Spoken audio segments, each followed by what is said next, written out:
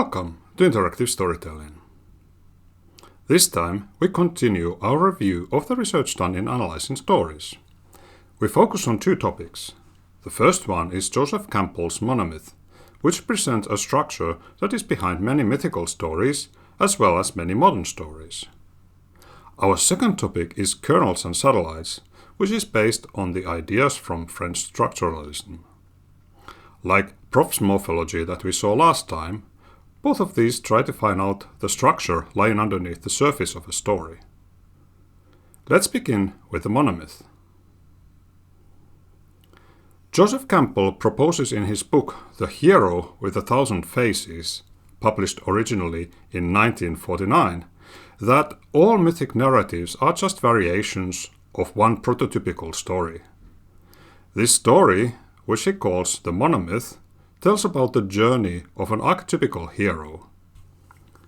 We can see it as a symbolic representation of the passage from childhood to adulthood through three stages: separation, initiation, and return.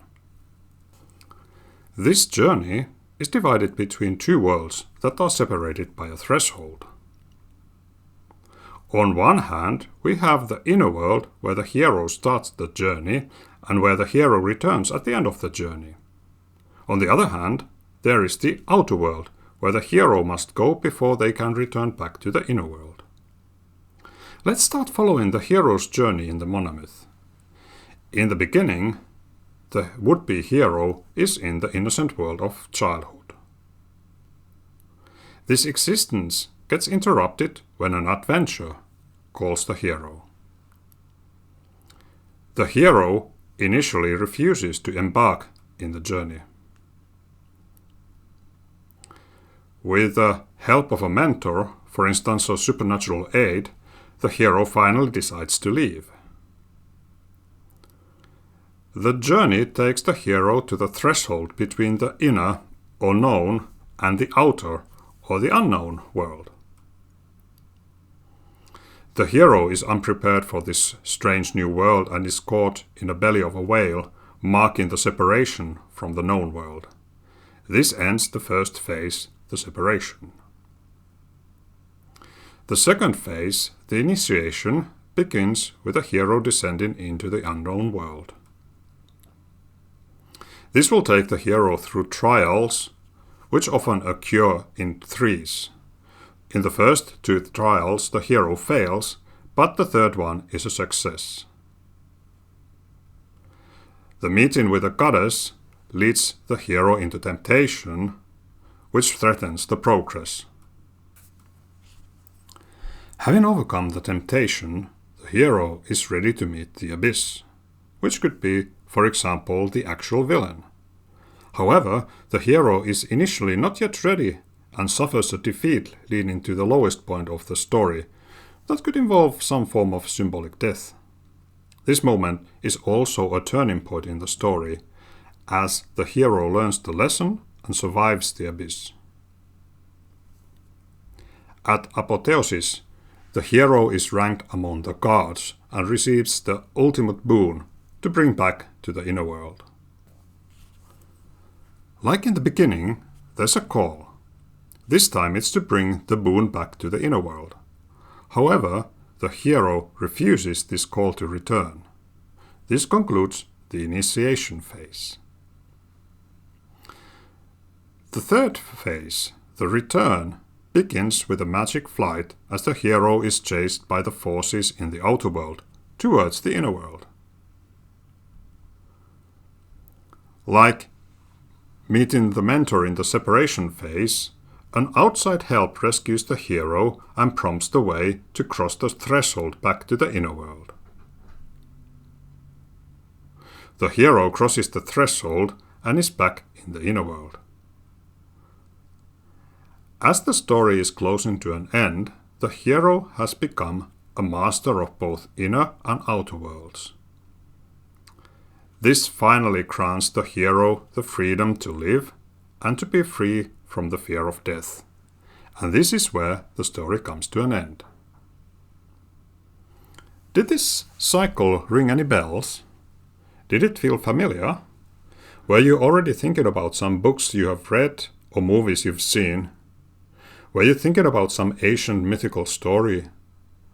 Or were you perhaps thinking about your own life? There is indeed something very familiar in the monomyth.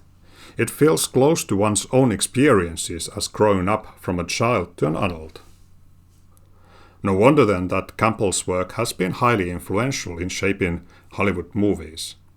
For example, George Lucas has told that when he was writing the script for Star Wars in the early 1970s, he was surprised to find similarities between his early draft and Campbell's monomyth, and he even decided to accentuate the elements of the hero's journey in the films. This prevalence of the monomyth in films has made it also a pervasive story structure occurring in many video games.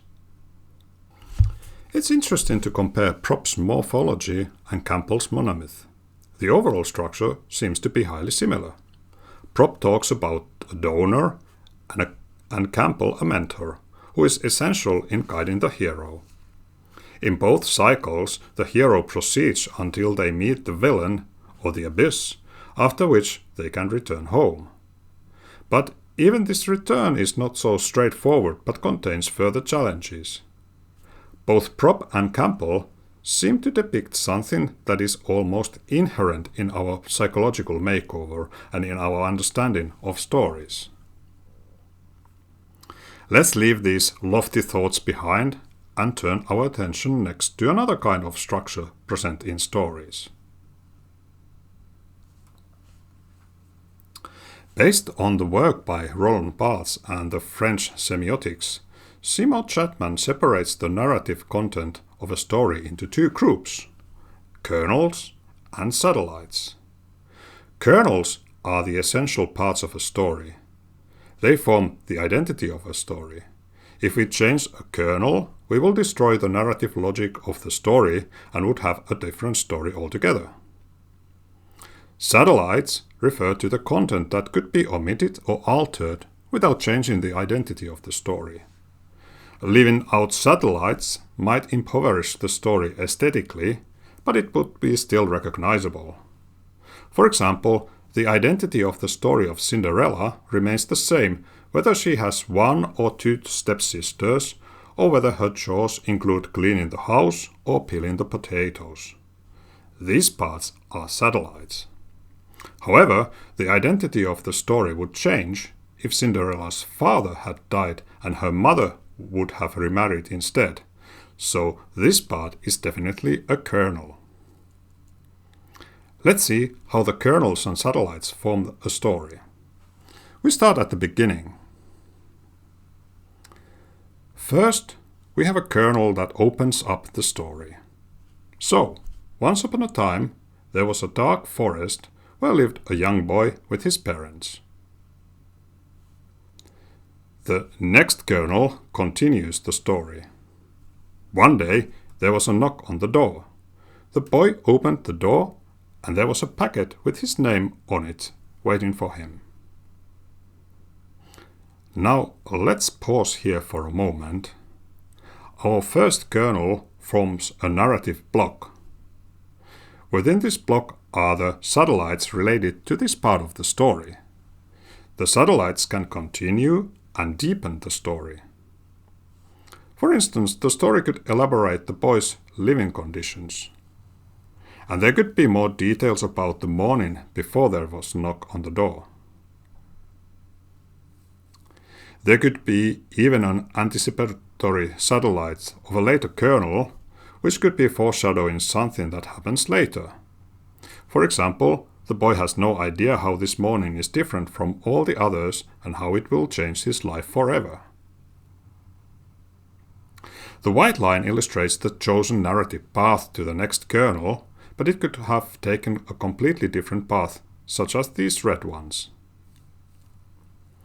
They would probably taken us to different kernels and different stories. But even if we stick with the chosen narrative path, the satellites shown here are not the only possible ones. We could have omitted them and jumped straight to the next kernel, but as I said, the aesthetic quality of the story might have diminished. It might have been bit too blunt and unengaging.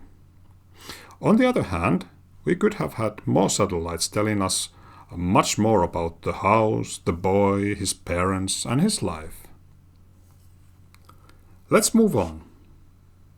We have the next kernel and the narrative block of the previous one and the narrative path connecting the kernels. The next kernel could be that the boy opens the packet and finds inside a second packet that's already been opened and a note with a phone number. Again, the narrative path could have been different and would have led to somewhere else. There could be some satellites along the narrative path, which could tell about the boy's surprise, how he looks around the yard to find who has delivered the packet, and how he takes the packet to his room. There could be also another anticipatory satellite referring to a future kernel. For example, the handwriting on top of the packet looks familiar to him, but he just can't remember whose it is.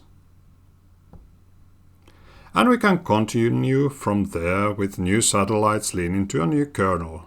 Now the boy calls the number and hears a woman, her older sister, explaining hurriedly that she's received the packet from their uncle and the boy should hide it in the woods. Among the satellites, there could be a retrospective satellite referring to an earlier kernel, maybe to the first one, explaining that the big sister had moved out to the city a year earlier. I suppose we can end the example here, at least for now. This model is quite interesting from the perspective of interactive storytelling. We can think of a kernel as a moment where the story could branch to different possible paths, to new kernels. These would be the moments when the interactor has to make important selection and form their own path within the story world. Another possibility is that the interactor can't choose the kernels but can choose the satellites instead. It would also allow interactivity and the possibility to change the story, but within the limits of the narrative block.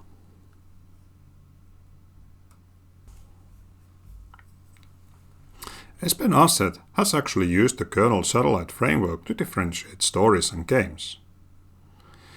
The interactor can have three kinds of influence on the kernels: no influence, limited influence, or full influence. These will be the rows of the table. The interactor can have either no influence or full influence on the satellites. These are the columns of the table. Let's begin with a case where the interactor can't affect the kernels nor the satellites. In this case, there is no agency and we have a linear story that will take the same course in all instances. If the interactor can influence the satellites, we have a structure typical to linear games, which include gameplay followed by cutscenes telling a linear story. If the interactor has the liberty to choose the kernels from a set of alternatives, but has no influence on the satellites, we have a nonlinear story, such as hypertext fiction. If the interactor can influence also the satellites, we have a quest game where the story world is not completely linear, but allows the interactor to choose from different narratives. The case where the interactor would have a full influence on the kernels but no influence on the satellites is not applicable. If the interactor can influence both the kernels and the satellites, we have a pure game. You might now recall the spectrum of interactivity from the beginning of the course, where we have conventional storytelling on the left-hand side, interactive storytelling in the middle, and simulation on the right-hand side. You could now take these 5 labels and place them into this spectrum. Linear story would be equal to conventional storytelling, and pure game would be close to the simulator. Somewhere in between, you could then place from left to right linear game, nonlinear story, and guessed game. So, is one of them or all of them equal to interactive storytelling? We have to leave this question open. We will definitely come back to the spectrum again at a later point, and perhaps then we can start answering this question.